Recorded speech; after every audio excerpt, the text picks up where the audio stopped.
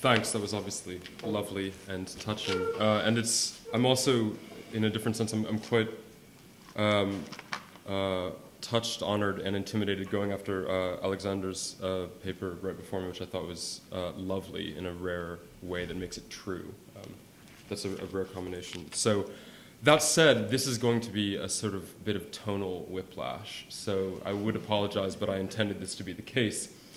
Because I had a certain suspicion before this symposium, which was that the art objects in question were largely going to be things that would be, even if under a bit of erasure, understood as good art, or even high art. I mean, look, we've had names like Proust and Beckett and Eliot and Straub, etc., Malik, God forbid, etc. So the point being that I had a sneaking suspicion and a bit of worry about the way in which we assumed that thinking about the relation of, let's say, aesthetics, concepts, and history was being relegated to work in which we think the people making it are relatively smart people. And I don't think that's true. So what's going to follow is essentially an attempt, it was written as an attempt to do something quite differently, to ask after, you could say, the movement of concepts, particularly the movement of negation, in a series of works that one could hardly call art, at least by most categories that would tend to apply to that. So with that caveat here, let me just dive in right away with a beginning. And this is the beginning from Umberto Lenzi's Roma a mano armata, Rome Armed to the Teeth, as it was called in English, from 1976. And I'm just going to let this play in all its glory, because there is some.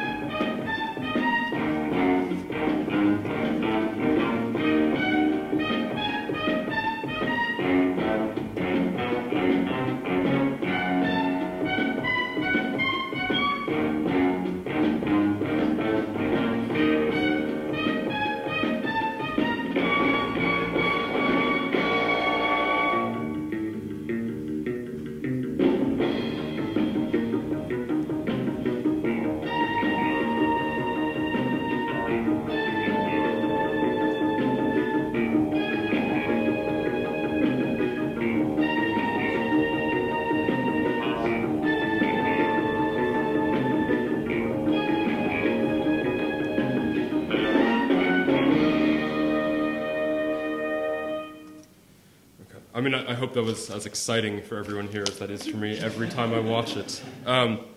So about this, there's a few sort of self-evident aspects that I think are worth pointing out.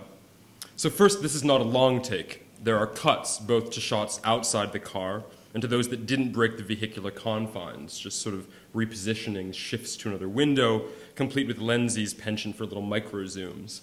Now, the editing of this sequence comes closer to a sort of mobile decoupage, the analytical editing of inconstant space unrolling across a duration and passage. But second, when those cuts outside the car occur, they don't reveal the car passing through the space in a pedestrian's eye reverse shot onto more of the Roman block in question or the car and its drivers. No, there's just brief cuts onto the same category of things recorded by the intra-vehicular camera. But in no way is it made clear if it's the same street, let alone zone of the city. And third, in each of these cuts, we leap over space and therefore over a missing portion of drive time. Now, such a technique is common from the film cartellina in Italy, or the postcard film style of opening, in which a film makes damn sure to hit all the touristic high notes. So as David Bass puts it about this, quote, "The city of attractions is a lazy tourist's dream, a collection of desirable wonders, visitable without hot slogs through potentially boring, dangerous non-places in between," end quote. So i.e., the opposite of what a neo-realist film, at least according to Bazin and Deleuze, should be doing, namely dwelling in precisely the non-places, the elliptical and unorganized, as Deleuze puts it. So Rome, armed to the teeth, clearly does something different from the more celebrated slogs of realism. Even before those non-places, we see here, banks, alleys, warehouses, reveal themselves as properly dangerous as they are, and they will be very bloody. Yet, while the film preserves the formal structure of that kind of attraction/postcard looking, it uses it to reveal nothing other than the elliptical and organized. So we start at a specific mappable point. You can figure it out. This is Porta Pinciana, slightly north of Rome's center, near Villa Borghese. So that's both historic and precise. And as such, it could be the occasion to trace a specific trajectory. But look where we arrive at the end of the sequence. Well, now it's just gone dead, but that's black anyway. In the anonymous dark of a tunnel, halted midway through it. And if we look back earlier in the sequence, it appears that we are entering this same tunnel which the film exited previously, in its most jarring break of location, from daylight to artificial dark. So that's to say, this is the voiding negation of that technique, preserving its form while evacuating its original material, its purpose, and its rationale. And in so doing, this approaches a present negation of that same neo-realist technique, a negation that expands as the elliptical and unorganized has passed from material revealed by a rigorous critical urban cinema to the very forms structuring the orders of vision of this acritical, apolitical cinema. Now, I've offered this example of reading a film's syntactical underpinnings in order to grasp how it constructs screen and film space under what are frankly less than genuine intentions. That's not to say that I've been lying or that I consider this a wrong reading. I think what I said is correct, and I'll return to the particular way in which I think that's so. However, the thrust of the talk today is to cast a shadow on the very dominance of such readings, or more precisely, to offer a complementary method without which such readings may remain convincing but unable to lay hold of the intersection between concepts, aesthetic forms, cultural production, and historical processes. So, a second way in. Let's start with another opening from another film.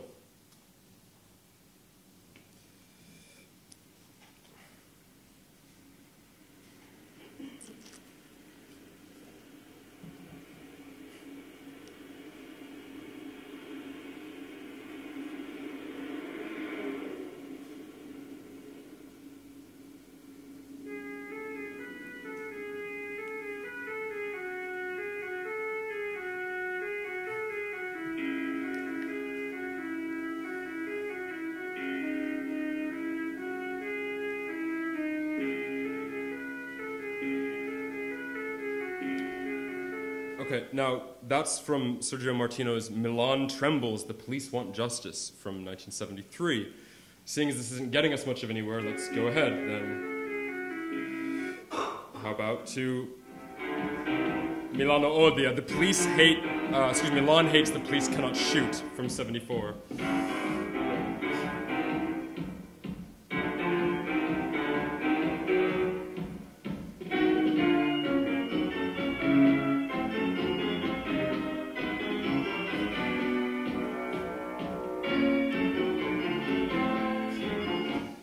Or, for that matter, to Greco's Mark the Policeman from 75.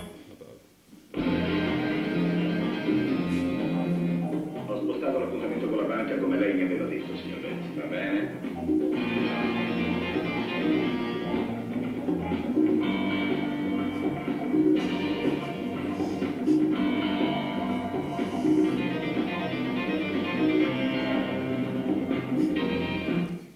Or, for that matter, Lenzi's Violent Naples from the same year as Rome Armed to the Teeth, slightly south, where we seem to have found our tunnel again, albeit 2 hours or so.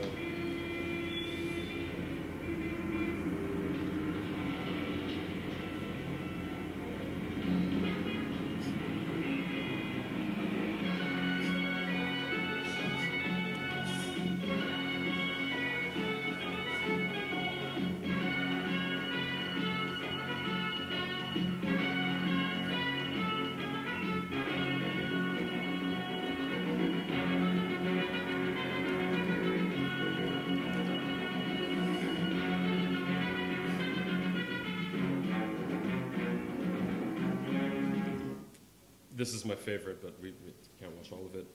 Or, for that matter, finally, The Beast with the Gun, also known as the Mad Dog Killer from 1977.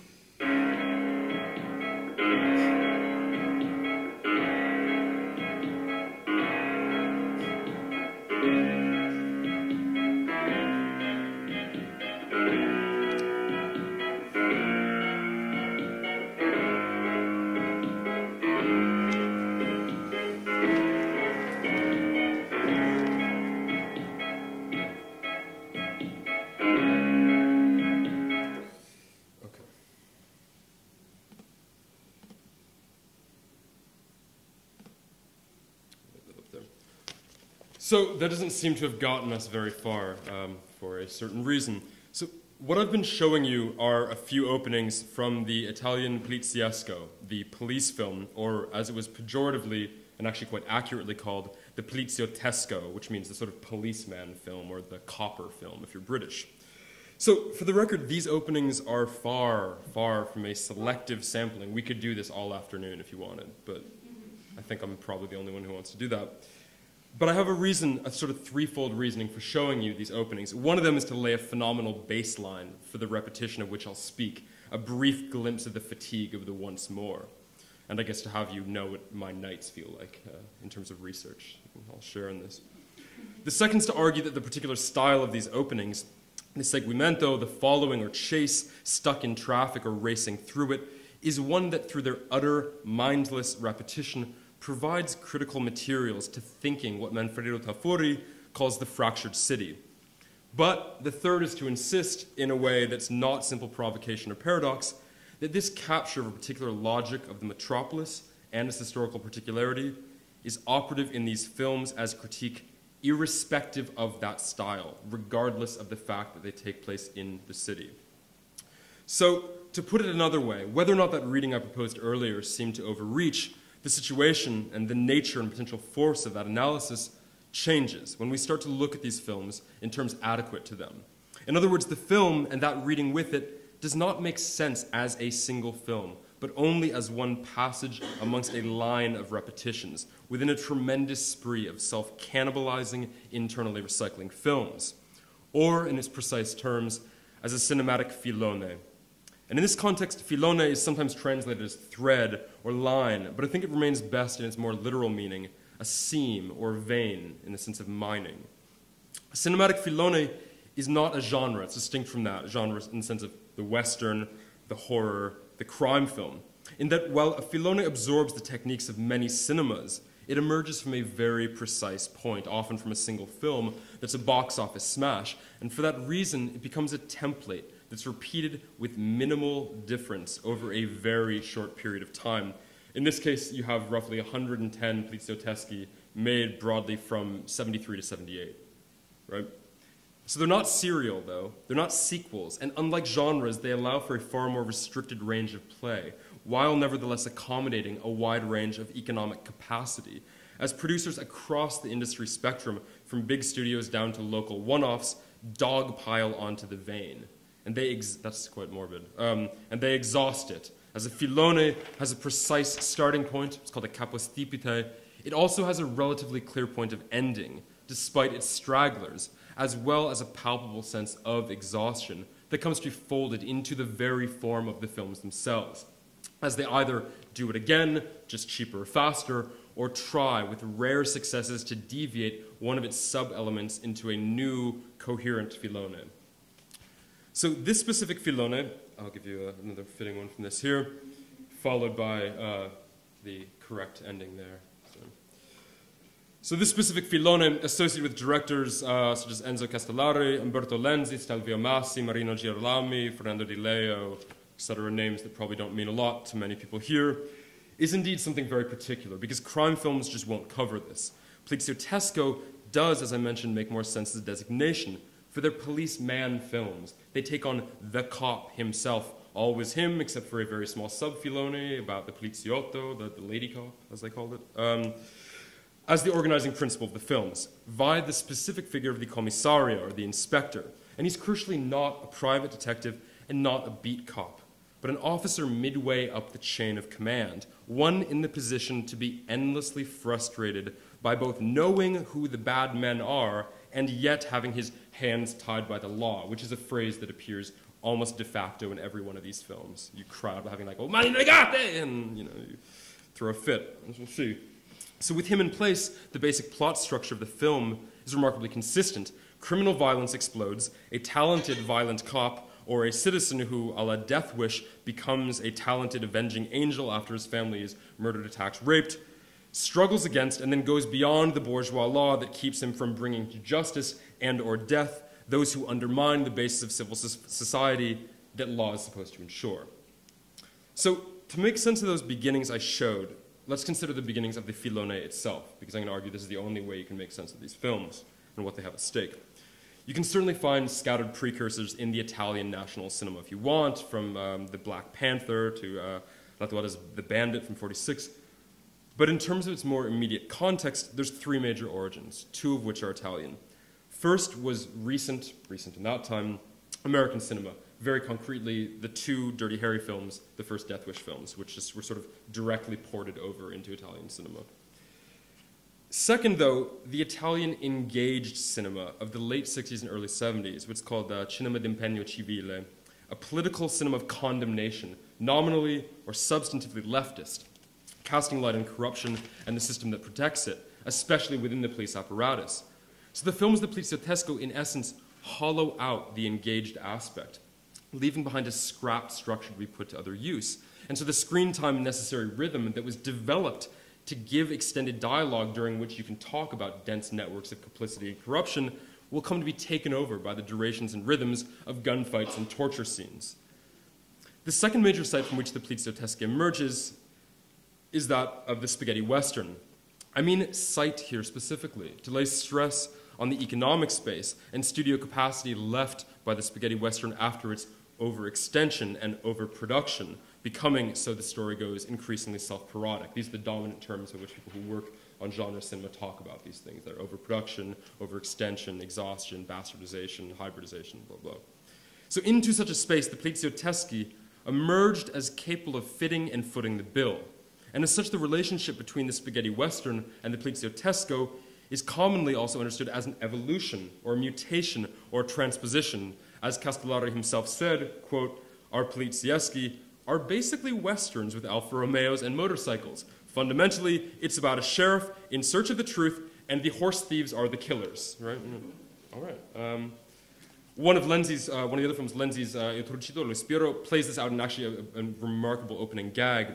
It opens as a Western, wide vistas and all, before it's revealed that it's in fact a film being watched by Tomas Milian in the infamous Regina Coeli jail in Rome. So it pulls back and watching prisoners watching this. And he's like, loro che fate. Speaks in Romano, and then they go on to, I'm not going to describe the plot for you of this film for good reason. Because I have something more important to say, I hope. Which the way forward for this passes through an extremely astute review of Leone's Once Upon a Time in the West by Cahiers du Cinéma writer Serge Dany from 1969. So Dany writes about the Leone films, quote, constitute the first attempt of some consequence at a critical cinema critique, that is no longer in direct contact with reality, but with a genre, a cinematographic tradition, a global text, the only one that has known a global diffusion, the Western. And that's no small thing, end quote. So for Dany, this couldn't happen in the US. That cinema may have had what he calls a critical sense, but not a critical cinema per se. Quote, but where? In one of those rare countries itself possessing a cinema that was serial, parallel, traditional, and popular, Italy. Or more precisely, Cinecittà, at the precise moment when the peplum, or the sword and sandal film, was falling, threatened by parodies, Sergio Leone already, who was making these. For the essential was there, not because some demiurge had decided one day to make a cinema that was critical, subversive, and vaguely political, but because this cinema was above all, or in the last analysis, the sole product of an economic evolution. It happened only so that Cinecittà could reinvest figures and capital in a new genre of films. It had to amortize, end quote. So for Dany, the point was that B cinema, the only potential source of critical cinema, because it bears the cinema at its most explicitly and grossly commercial, became a sort of lumpen cinema, as he puts it. I think he's off in his use of lumpen. We could talk about that later.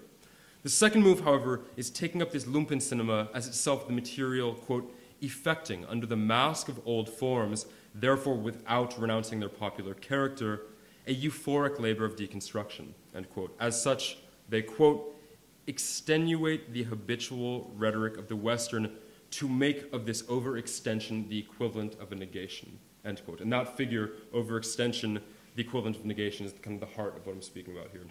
But leaving Dany behind, if the spaghetti Western took its own generic conditions as its material, what then of the Plixioteschi, which takes up this critical cinema as its own material? What does it mean to overextend the already negated by overextension? Pause. This is, I argue, a form of profoundly negative cinema, and what I'm going to call a pseudo-cinema. Now, by pseudo, I don't mean false or sham. Rather, I draw my usage from a reading of the prevalence of this prefix in the work of Adorno, for example, pseudo-individuality, pseudo-activity, and in De Boer, where the term is all over the place, pseudo-totality, pseudo-world apart, pseudo-use, etc. Now, while neither Adorno nor De Boer explicitly lays out the specificity of this prefix, which I think would be an important project to work on this, it functions in one sense for them as a description of an operative falsehood masquerading as adequate to its situation. But I think it carries another, more powerful sense that I want to elaborate here, namely, the condition of the continued production of what was already negated and the continued presence of that negated material. So this is the fallout of an incomplete negation. It's the ongoing operation of and within an evacuated form that can neither renovate that form nor halt its reproduction, merely proliferate, merely overextend. And so its usage in the thinkers mentioned doesn't strike me as incidental, however, because it describes a crucial logic of capital in 20th century, to which both writers attended heavily. So first, that of the incorporation of negativity into the plan of capital, by Keynes, for example, in the later writings in this. And second, the necessarily bound other side, that of over-accumulation as such, as sort of an epochal condition. Marcuse is very attentive to this as well, and the notion of the end of scarcity. What do I mean by overaccumulation? So in Marx's work in 1859, accumulation, i.e. halted circulation, was no longer understood in the sense of money as money, piling up, anhaufen, in a, quote, negative relation to circulation, yet capable of being plowed back in. That was how Marx understood it in 1857. However, in the sense he ventured 2 years later in 1859, in which money is understood within the commodity cycle, accumulation / overaccumulation becomes a piling up of use values side by side, unable to touch one another, as the hoard becomes not a pregnant pause in circulation, but the prospect of its ongoing breakdown, and crucially I want to stress, it's coming to condition the material landscape of circulation itself by means of increasing quantities of the useless, the unincorporable, and this ranges from humans to buildings to money itself. And so the pseudo, we might say, is both the undergirding logic of this, but also more relevantly for today, it's the historical mode of appearance of this condition. And of course, in this way, it appears to us as the horror of the untimely, the obsolescent that cannot be demolished, comes to dominate all the more, a terrible proliferating stuckness. But this would be to miss the point, for the pseudo carries with it its history. It comes out of time that is no longer being adequate to its moment, but not through a forgetting or coming undone from the present, rather from a failure of decomposition, a frozen history cursing the present. So I want to place this here in a wider ambit, and this involves a rather insane map of concepts I've been making here, which will explain my work on this. It's a little hard to read, so when I get into the parts I'm going to deal with now, I'll get more particular about this. So this is a map I've developed to try and give a visual sense of the kind of negations across history I'm discussing. Now, in this case, I put the Plixioteschi in contact with two other major filoni of this period. Oh, I should quickly show you some slides of this so you can have the sense. First would be the commedia sexy, the sexy comedy, a tremendously self-repeating genre. And in case you don't believe me, here we go. 1, 2, 3, 4, 5. having watched all of these, I can assure you that although they changed Gloria Guida for another actress, it's frankly identical. And then on the other hand, the giallo, the Italian horror film, particularly of the late 1960s to roughly the late 70s, extending particularly pioneered by the work of Maria Bava, picked up then by Lucio Fulci, Dario Argento, Sergio Martino, who also worked quite remarkably in every one of these three genres. He's the sort of dark figure. So this is the Bird with Crystal Plumage, famously deep red, and arguably the greatest film title I know, which correctly translated is Don't Torture Donald Duck, because that's actually the particular Paparino in this film. So, there we go. Back to this. So, all of these filone are from the same period. Now, my talk today concerns primarily this zone of intersection in which the Plizioteschi functions. So, basically, we can speak about these axes here. So, I'm not going to work through the elaborations provided of the other genres, but what I want to stress with this is the understanding I have in place of a notion of the life cycle of filone and genres as well, the mutations or the rise or fall. Instead, my concern is to grasp these filone as processes of negation, which only become evident across their history, and above all, as the elaboration of a critique that cannot be discerned through a reading of the ideological landscape or formal tendencies of any individual film. Not through an ascription of criticality to film as such, but only precisely through their status as films generated through the process of pseudo-repetition. And so for this reason, what I'm articulating here are multiple processes of critique that at their heart, we have here the dark heart of this there,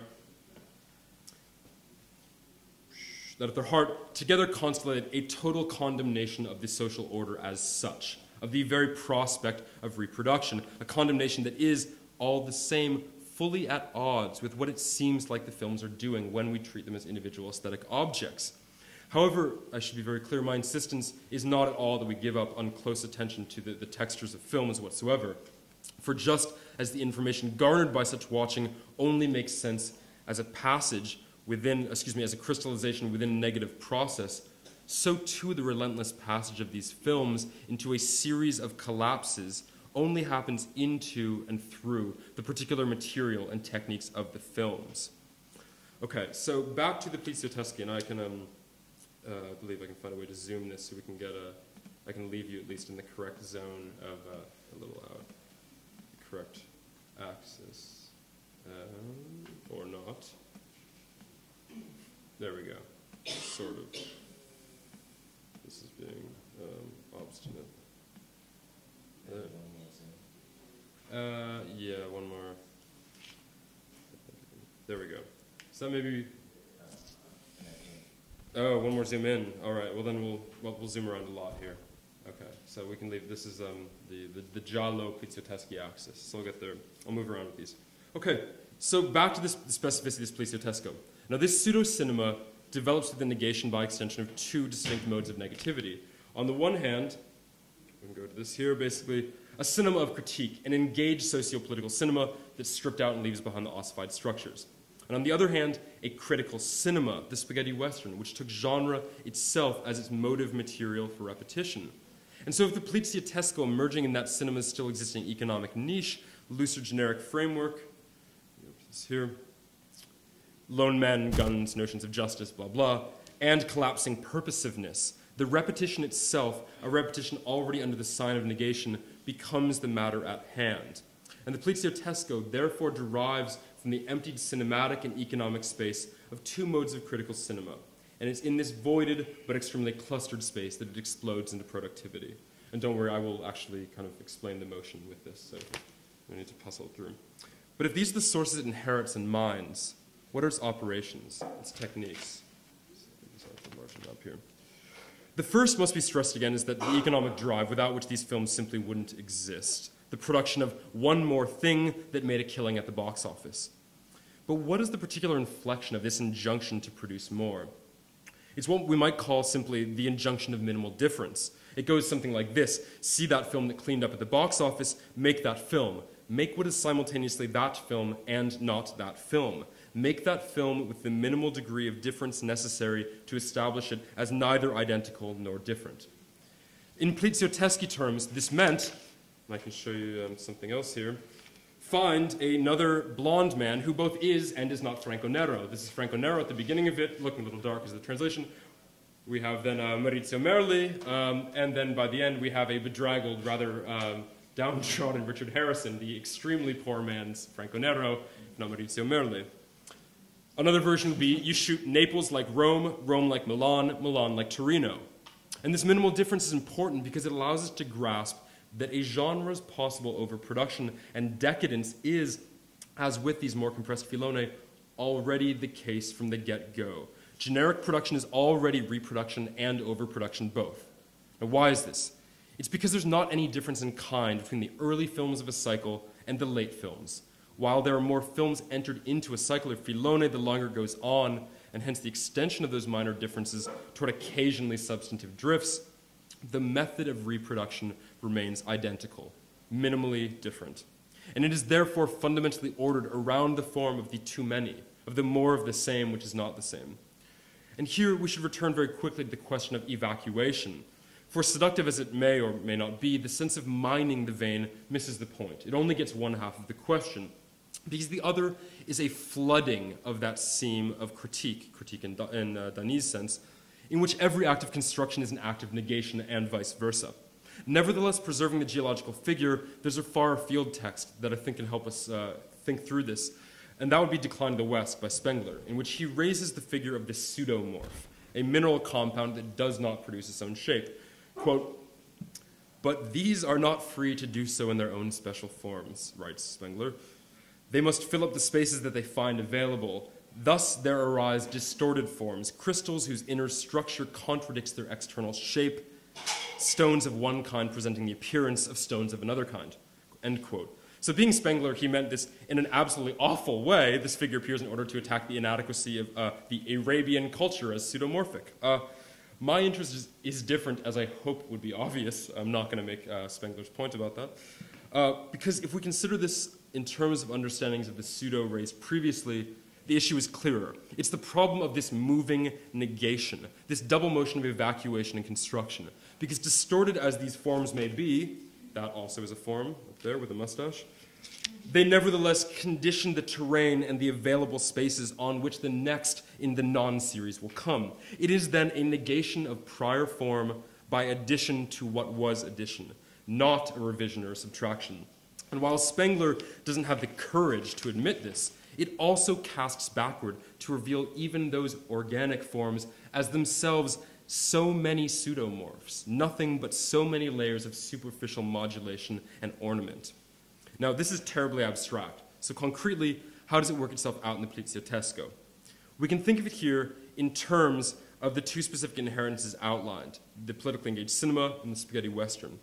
So regarding the former here, let me go back to this, in this zone here, towards the correct zone for that. This is the question of the political cinema here, there basically.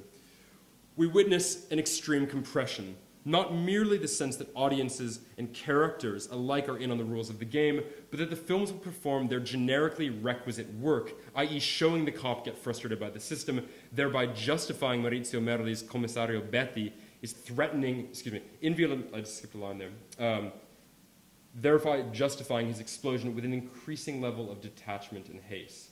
So to give you an example, in Violent Naples, Maurizio Merli, the second mustached man you saw, is threatening resignation just one day into his post in a new city, because they're already tying his hands and holding him back.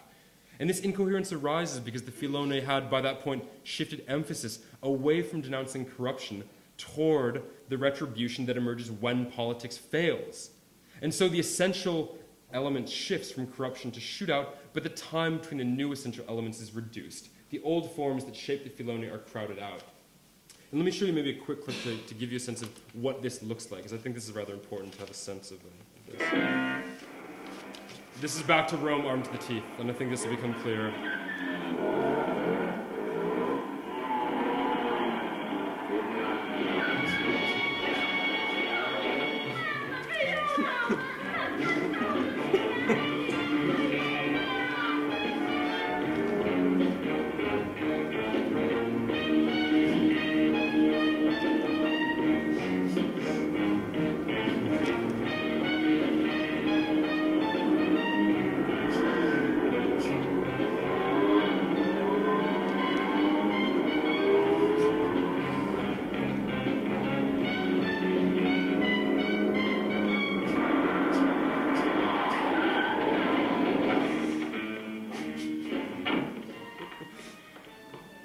Spara tutto. No, mi lasci! Falla che vuoi fare? Ma che buono! It's actually remarkable he doesn't hit him here, given the tendency of this film, which largely consists of him hitting other men and boys in the face.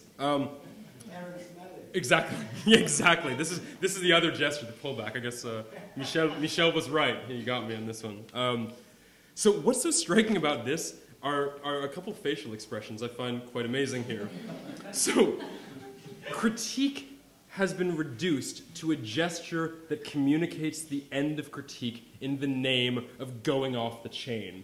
And it's here marked in the face, that which shares with the audience the first grim determination, and secondly, in another film with him, the pleasure. This is before he is about to kick a man's ass, right?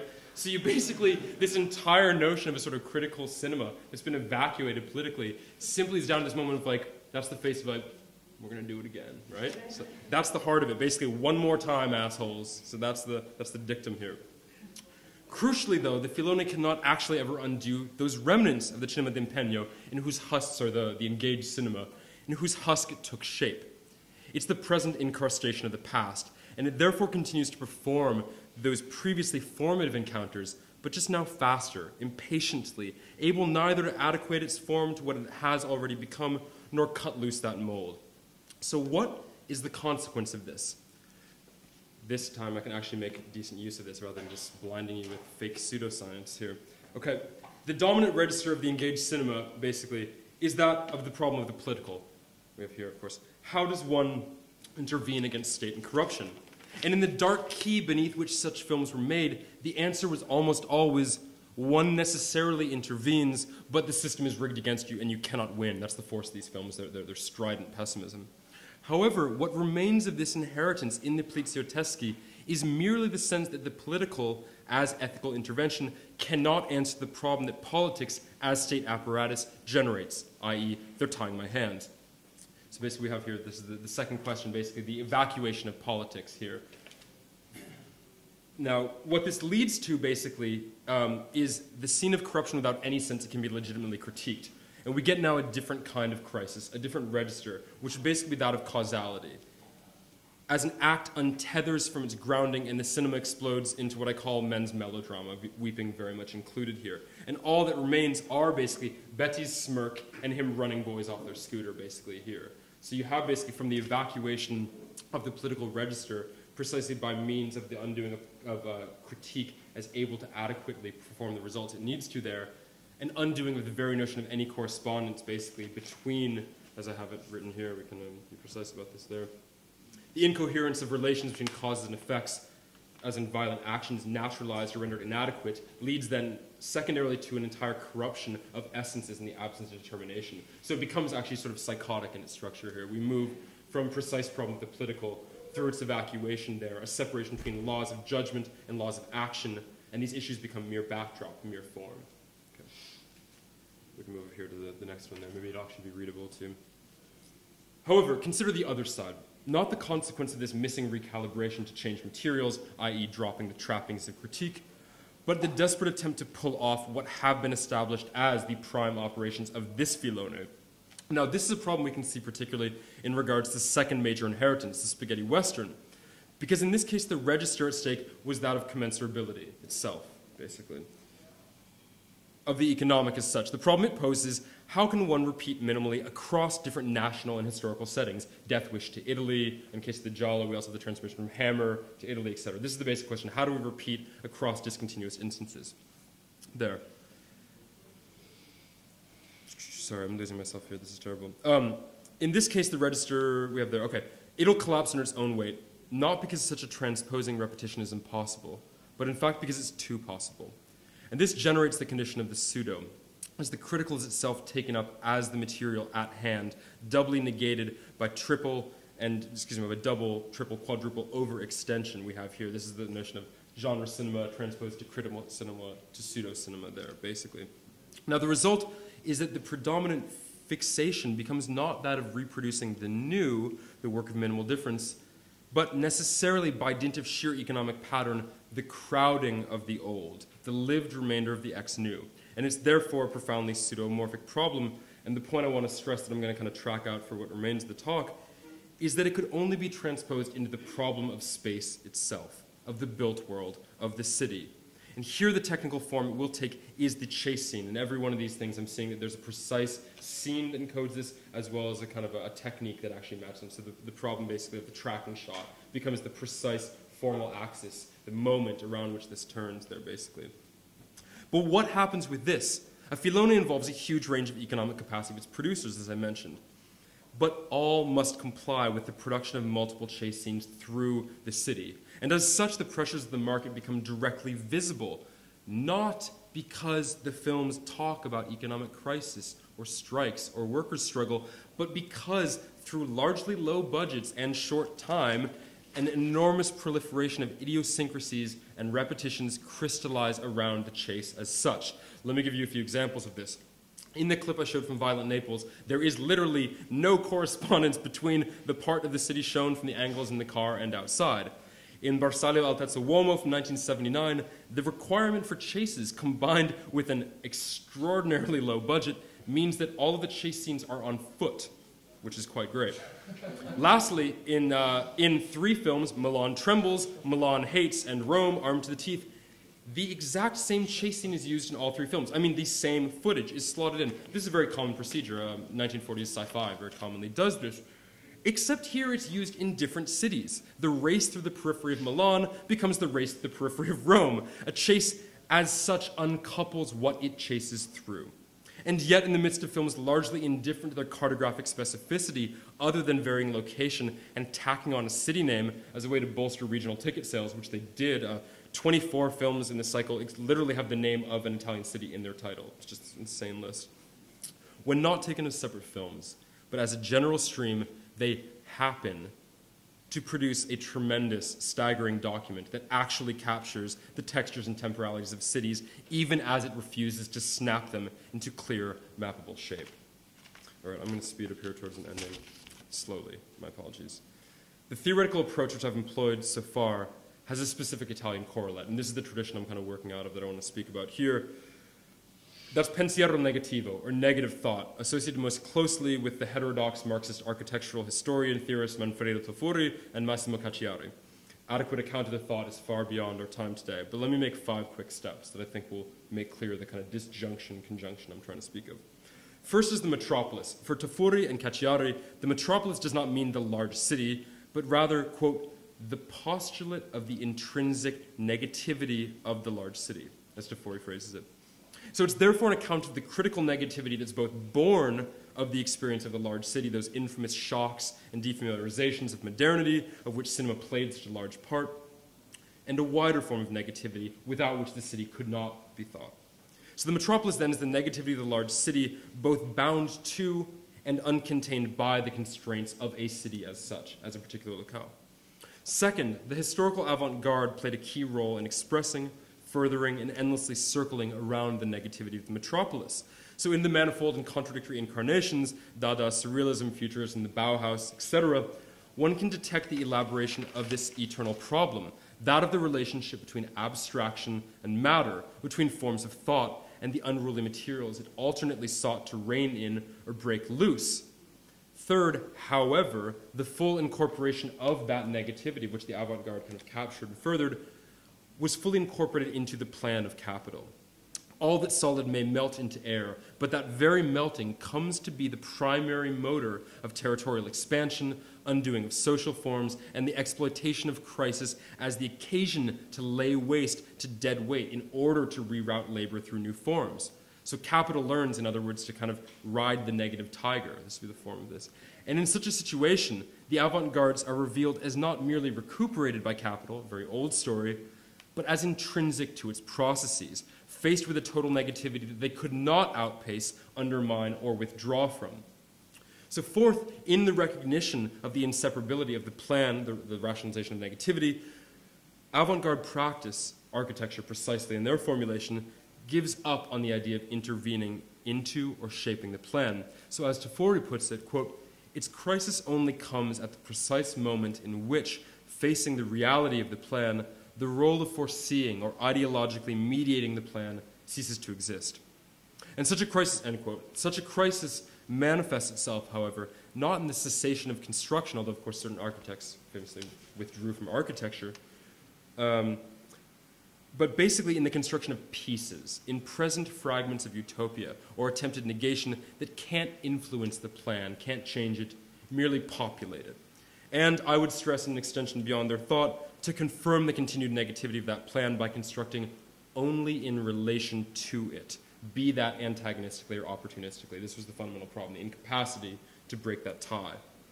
So what then is the mode of construction proper to this? As a general form, it's the negative relation of thought and matter, a jarring incapacity to halt or alter. But let me give you a concrete example, because I think we should be precise about these things. Let's return to Rome, where we started. Throughout the 20th century, Rome was positively cursed by the plan, from its incapacity to develop a coherent urbanist model to the hangover of Mussolinian planning, in which post-Mussolinian governments still carried out the Mussolinian projects.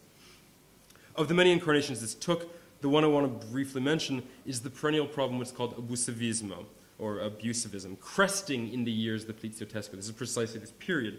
Abusivism means quite simply just illegal construction off or outside the plan, but it tends towards unsanctioned, hasty production in recently emptied areas, and literally within the shells of pre-existing structures, especially within old aqueducts and sort of grand old palaces, without regards to the quality of the housing, etc.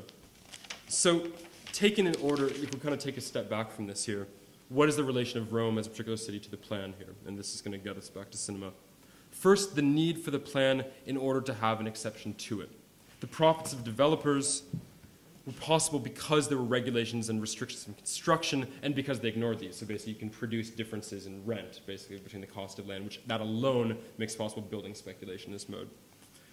Secondly, of course, though, is the negation of the still present plan, not scrapping it, but continually challenging and undermining it through the excesses, that speculation, that sprawl of the very exceptional production the plan alone can make profitable. So what I'm describing, therefore, in the city is the very dynamic of the filone. I don't intend this metaphorically. I don't mean because filone films are cheap or cobbled together or they steal old designs, building worse on top of what already was, just like those abusive houses. No. The structural similarity and historical correspondence lies in the way that their repetition is precisely that which takes place after and through the negation by overextension of the guiding form, but which never scraps it here. All right, I'm going to skip ahead a little bit because I want to wrap up so we can talk more here, rather than working through a large set of the attention to kind of the phenomenal details of these. The point I wanted to make quickly, which I can show you, that was an exciting moment, sorry, but is that these are films in many ways which actually do, you can make a reading that says, oh wait, these are critical films, they're not critical, but they cover this new territory of abusivism. They're there in the outskirts, in new modes of peripheral construction, they're there in the sort of industrial dockyard spaces, etc. We have, the sort of ruined houses, underpass, etc. So you can give, of course, a reading, a very common one, where you're like, oh, this actually captures the city in that way. There's also a more interesting thing that I'm way more compelled by, which I'll only mention briefly, which is a set of secondary details which cluster throughout these. So we have here basically the question of graffiti, the PTI thing here. So look at this set. We have here, you can barely read it, but there, as he's moving along, Martino doesn't really hold back on this, he just sort of lets it loose. We have here burn fascists, like fire to the fascists, a good thing to write in a phone booth. We have here then, scooping around there, as you come in the MSI Morte, Battiamo la Dici, beat up, destroy Dici and the fascists, the Christian Democrats and the fascists. In a quite remarkable one, this clustering we have here, sort of a logic of symbols, which then is covered. And then my favorite ever, which is Maurizio Merli sprinting past a communist logo here. I can speak more about these in a certain way, but my interest in them precisely is that every moment I showed you is not something these films are lingering on. These are all things that happen, you have to watch them slow-mo and pause and capture them. It's precisely a mode of watching you could say that was not possible at that time, was not encoded in the experience as such, right? And this is, for me, in a certain sense, the crux of it, basically, where I want to understand what's at stake in, you'd say, sort of a negative relationship to these spaces we have there. So let me just then kind of end with a simpler and more specific provocation that has to do with the way in which the cinema does traverse the spaces that we would want to, as communists, leftists, whatever you want to call yourself, basically, be attentive to the spaces of the poor, the notion of an antagonism that's tentacularly diffused to the city, and yet doesn't take the time to stay with it. that passes through it. So basically this. Let me end then on simple and specific provocation. That these films, these deeply conservative, these structurally fascist in their relation to the exception of the law films, these nasty, sloppy, fast, misogynist films, elaborate the materials of a necessary and obscure critique as much as those much feted neo-realist films of the 50s, and more broadly, as other forms of modernist realism, even if they do not perform a certain kind of critique. Okay, how and why would I say this? What changed in those decades? The difference is twofold. First, the city has irrevocably changed. It has become the abusive city, the fragmented city, the catastrophe of the plan raised to a fever pitch, and it therefore cannot be filmed as it was before. But more than that, more kind of damningly than that, it's that the guiding concepts that sought to detect the unseen of the city, its hidden in plain sight, and the cinematic forms adequate to those concepts, have themselves entered the hollows of repetition. They've themselves entered the cycle of pseudomorphesis. Second then, this city, this Filone, this metropolis, differentiating metropolis, the intrinsic negativity of the city, and the city is the built record of that. And in the 70s, these things become yoked together. There's a moment where basically cinema as Filone, metropolis as sort of a moving negation, and the city as the built remnant of that become identical. Not identical, but we can think them together here. They cannot be understood in terms of single films, in single works of art that unfold within their specific limits a critique of the city. It can only, I'm going to be interested in talking to people about this, detected across films, through a Filone, through spurts of overproduced pieces that unpack the collapse of rational production, a set of disaggregated yet minimally different pieces that constellate a historical order. And it's for this reason that I argue polemically that this particular elaboration of a concept and critique of the city as lived site of repetition is present in these cop films is indifferent to the aesthetic experience of the city that they create and record. That may inaugurate that line of thought. It did for me. It lay at the outset of my questioning of this, and it has to be attended to as a question of its own, but it runs parallel to this situation I detail. For to make clear what I've hinted before, the fundamental problem of the pseudo-material remainders of incomplete negation, which is the problem of the metropolis in the late 20th century, rather than a period of modernizing shocks to the subjective system, is one that is captured by the form in process of the Filone, a form that only exists across time and that takes shape only through the accretions of its ornamental repetitions. And so, yes, as individual films, they may be and are incoherent, violent, stupid, and highly repetitive. But taken together as passages running through a period and a landscape, evacuated yet unable to stop constructing, they become something very different. They become a savagely clear portrait of incoherence and violence and stupidity of the reproduction of what has been. That is, a frenzied, freezing portrait of what we more commonly call history. I'll stop there.